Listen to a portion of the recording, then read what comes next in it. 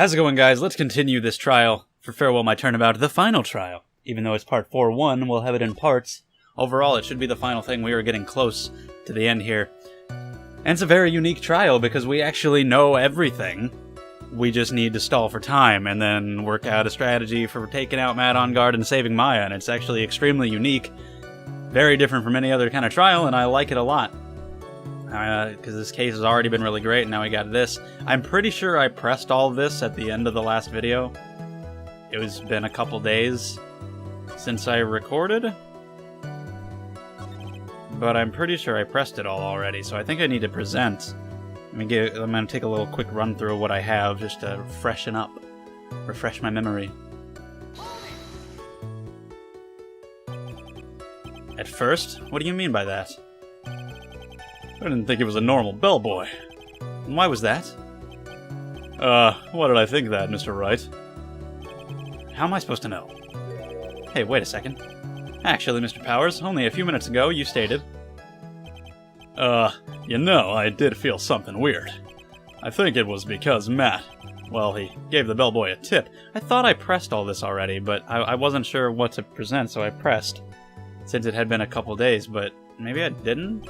Maybe I did, I don't know. Could it be that you felt something strange about the tip-giving incident itself? Yeah, that's it. You really know your job. Mr. Edgeworth. Yes, Your Honor? This bellboy, he wasn't an ordinary one, was he? Perhaps we should let the witness tell us. Very well. Mr. Powers, please amend your testimony. Oh, okay, so he's gonna add a new... Oh, I thought I pressed it all. Weird. I guess I didn't? Okay, I guess I'll edit out the part where I was looking through the inventory and pressing the other statements, because... that's whatever. We'll just leave that part in. Anyway, I guess I didn't press it all before, because we got a new statement now. He gave him a tip. So he gave the bellboy a tip. What's so strange about that? Oh, well, you see, Matt's not a poor penny pincher like me. I was trying to figure out how much it was because the tip really shocked me. How much it was? But that's when something even more surprising happened. The bellboy was putting the tip he got in his pocket. And that's when I got my first good look at the guy's face. I was really shocked. I'm afraid I don't follow at all. It sounds like Mr. Powers was surprised twice by this event. I wonder which of his shocking moments I should ask about. Face, probably? Although, which is more actually relevant to what we're talking about? I mean, I want to know about the face, but maybe the tip is actually more important. I mean, I could probably just do both, right? His face is not relevant to what's happening in the case, so I guess I'll do the tip. Although I don't know what he could tell us about the tip. Sure. But giving him that much... Okay, so that's just because of the amount.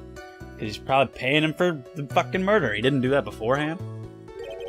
A little too much. Would you please clarify for the court? About how much would you say the defendant gave to the bellboy? Honestly, I don't know. I can't even begin to guess. And why is that? Because he gave the bellboy a really, really fat roll of cash. A roll of cash? Like Will's knees bent a little bit, like slunched. Slunched? I couldn't decide between slouched and hunched, so I said slunched. Slunched over. That's a word now. That certainly was a very generous tip. Well, he doesn't say how much. Like, a roll of cash doesn't mean anything. It could be $5. It can just be rolled up. A very fat roll of cash. That can hardly be called a tip. Huh. The judge is beginning to look awfully suspicious of us. Of us? The defendant is a superstar. That kind of tip? Oh yeah, it's fucking weird. I forgot. I'm totally trying to defend Matt still. That's what's so interesting about this case. I completely forgot, really. Are you saying that all superstars are super spenders? If I could receive large rolls of cash by simply bringing people things on trays, then why on earth would I stand around here prosecuting? He's got a point. I don't even get paid, let alone... I mean, there's other jobs that are even better. It's not an argument. But that's the thing. We're just trying to draw it out. We're just fucking around. Then what was it? Payment, Your Honor. Payment? Isn't it obvious? For the murder of Mr. Juan Corrida. See, we know that he's right about everything, but we have to argue it anyway. Yes, he was the assassin. Hold your horses now. Mr. Edgeworth, you don't have any proof of this, do you? Have I ever been unprepared to support my claims, Your Honor? I have here the card Shelley the Killer left at the scene of the crime. Shelley the Killer? He is the person the police's special investigations team have been chasing for ages. I am certain that the person the witness saw was this very assassin, Shelley the Killer. Really? What's wrong, Mr. Powers? No, nothing. Something just clicked in my head, and I think I just figured something out. Oh? Actually, I saw that bellboy again later on that night. What? Mr. Powers, please testify. Tell us what you saw. Yes, sir, right away. Did you see him with Maya? This time I was in that hallway because I had to go to the bathroom. And that's when that bellboy I saw earlier came out of the room. Of course, when I say room, I mean Juan Corrida's room. Well, the way you said it implied bathroom, but okay. Now that I think about it, that bellboy did seem kinda out of place. Yeah, so he had to be the assassin. Do we not get to ask about his face? I mean... Maybe we'll get to it later. Thank you very much, that is all we need for now. Huh?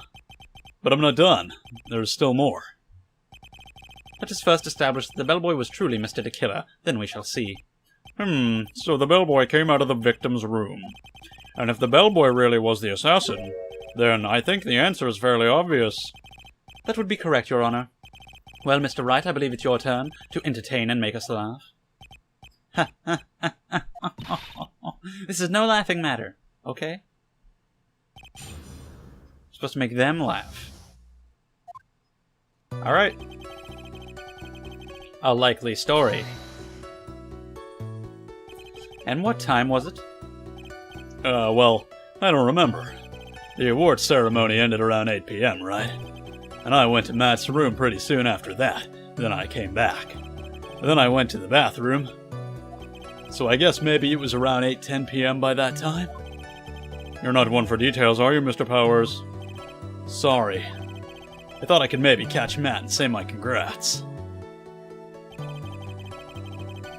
Alright, so he came out of Juan's room. Are you sure it was the same bellboy? Yeah. And how could you tell? All the bellboys wear the same uniform, after all. You see, Phoenix, I know we're not actually very well versed in that in this series, but people have these things called faces. I know everybody in this series tries to identify people by their clothing, but it's generally not how it works in the real world. But you see, well, he had those stitches in his face. Ugh. So I'm sure it's the same guy that was talking with Matt. So which room did the bellboy come out of? Well, Juan's room. The victim's room, huh? Yeah, the one with all the really pretty flowers and teddy bears. It was Juan's room, alright. Words cannot describe how screwed I am. Nah. That's my response. Let's continue with the testimony, shall we? I mean, Phoenix knows. I don't know. That's kind of weird. Phoenix knows that him and Edgeworth are both just stalling. So like, it's weird that he would have an inner little monologue about it. Maybe he thinks that he can't stall it any longer. So what exactly was so out of place about him? Right. Why the insipid grin? Maybe because I have no idea what damaging thing he's going to say next. Well, the bellboy was empty-handed. Empty-handed? That bellboy was one of those room service people, right? But he wasn't pushing a cart and he wasn't holding a tray either. You'd call that a little strange too, wouldn't you?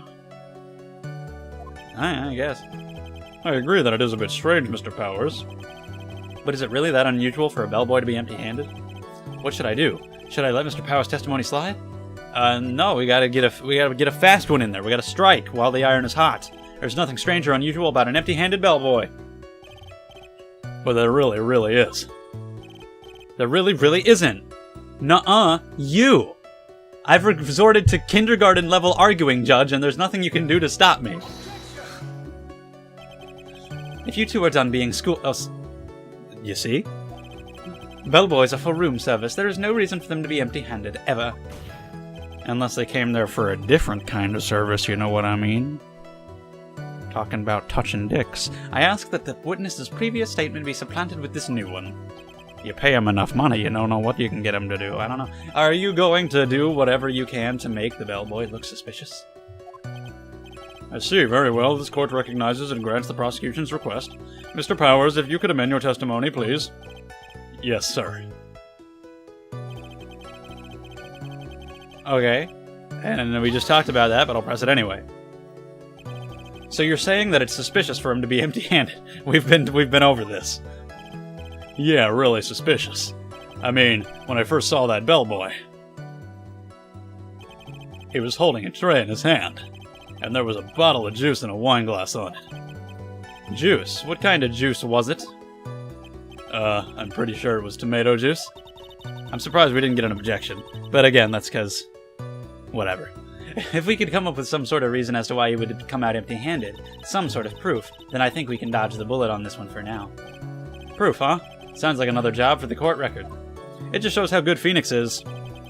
Knowing that his fucking client is guilty, and that he wants to get him proven guilty, but is still able to defend him for who knows how long this will last.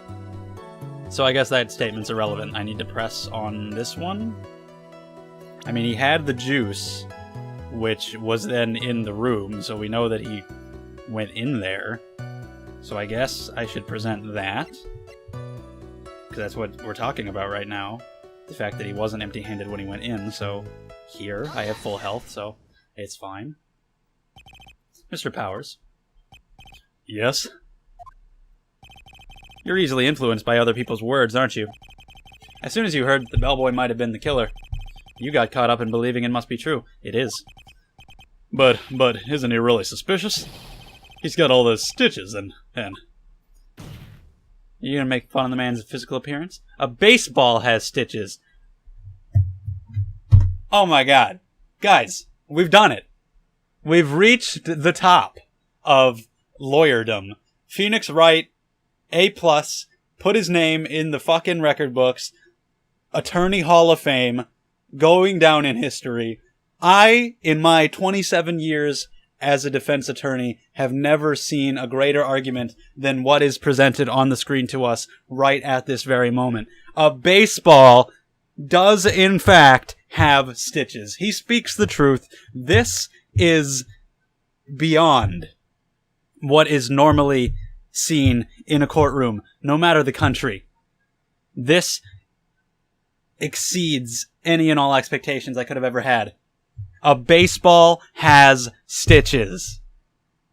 We got him. We've done it. I mean, what else do you need? Moving on. Oh my god. Phoenix Wright, everybody. The greatest man who ever lived. Truly. The Mahatma Gandhi of the 2000s. The Joan of Arc, if you will.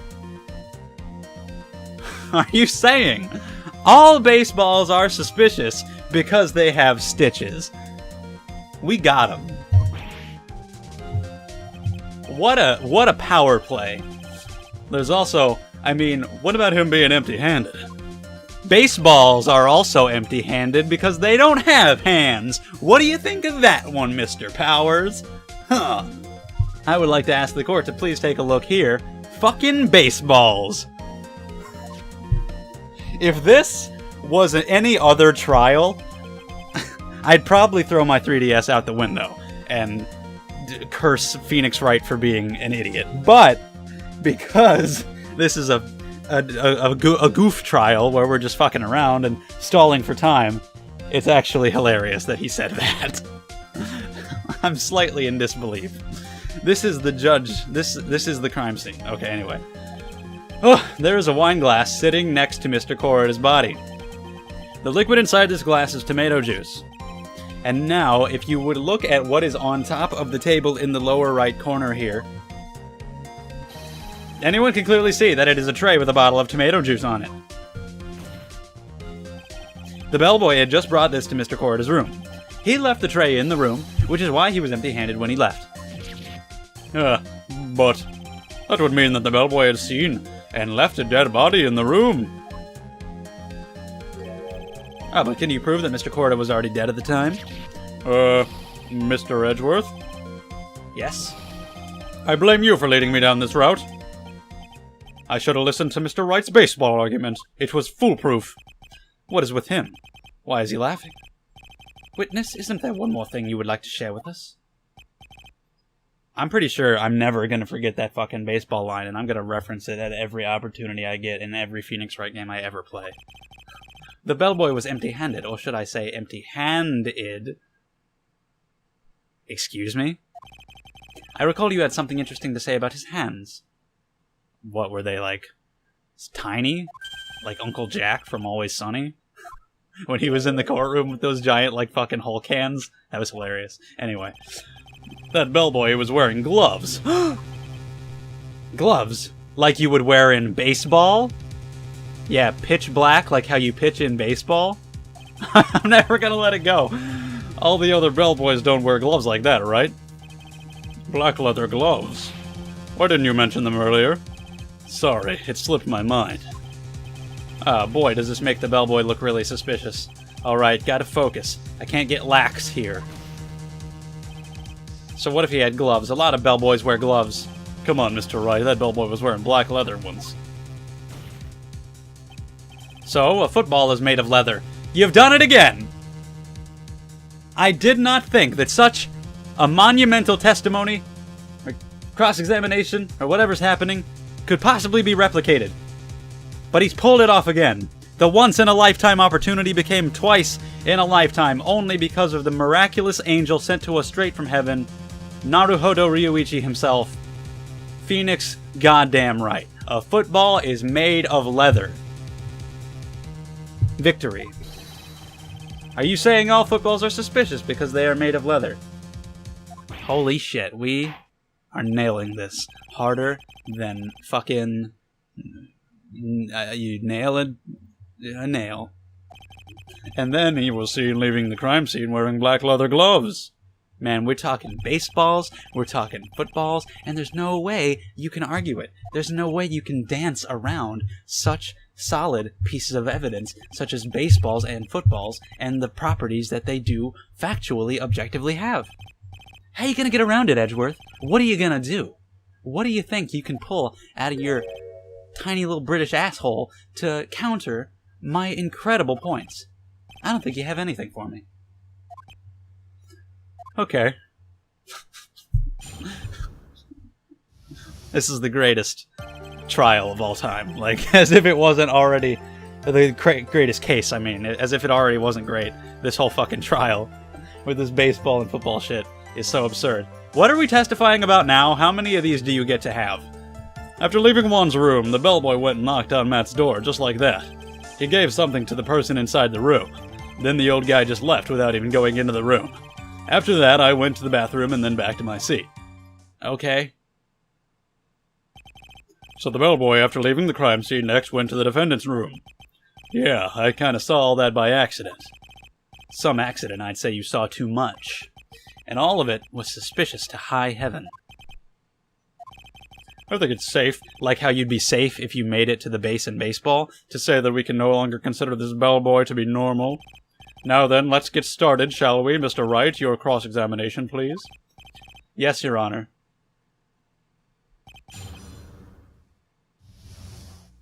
Alright, again, with the pressing of the will powers. Here you go. Press it! Is that what you saw while you were busy spying? Excuse me? I may be a poor underpaid action star, but even I wouldn't stoop to spying. Well, I think the point is, where did you watch all this from? The stands? Like in a baseball stadium? From the door of the bathroom with my left eye, in sort of a sneaky spy-like. I knew he was spying. Please, does it really matter if he was doing it over or underhandedly? Like how you might throw a baseball. What did the bellboy do next? That's all I care to know. I should probably shut up about the baseball.